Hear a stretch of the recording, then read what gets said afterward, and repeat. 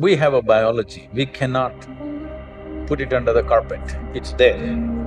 Body has its needs, as there is physical hunger, so there is sexuality. But to what extent is your choice. They're telling me 70% of the content on the internet is pornography, is it so? Once you come as a human being, your biology is not the front end of your life, it is one part of your life. So in the yogic culture, this is called as virya. It is one of the most potent things. Obviously, it has a potency if you know how to explore. Well, semen is the basis of your physical existence, whether you're a man or a woman.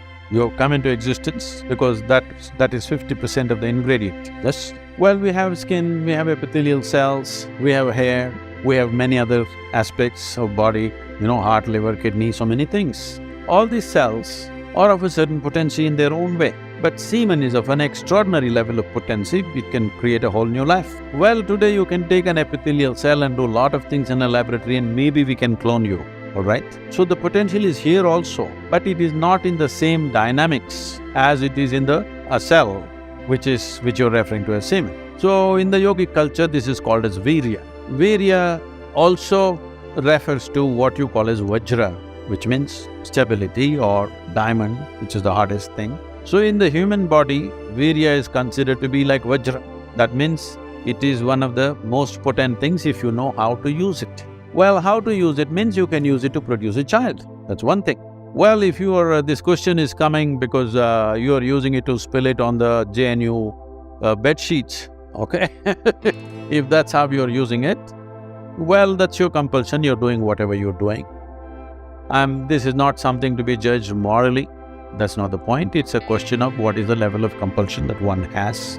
But anything in this body, can it be transformed into a different level of function? Absolutely. Not just semen, just everything in this body can be transformed. According to Sadhguru, when asked how to get rid of strong sexual desires, we are always thinking in terms of how to get rid of something. You cannot get rid of anything forcefully. If you try to forcefully drop something, it will pop up in some other way and some other kind of perversion will come up within you. If you try to give it up, it will rule your mind and consciousness completely. But if you find something deeper than what you know right now, that which is of lesser significance will just fall off. The reason why you are running after sexuality is because that is the biggest pleasure you know right now. If someone tells you it is bad, give it up, are you going to give it up? But if you taste something bigger than that, then does someone have to tell you to give it up? It will just fall by itself. So you just have to invest some time to do the necessary things so that a bigger possibility becomes a reality for you. If you access something much larger, much pleasurable and much more ecstatic, then naturally some pleasures will drop. You have not given it up. It is just that you do not do that anymore because you have found something much bigger for yourself. Suppose I give you all soup-making ingredients, same soup-making ingredients to every one of you.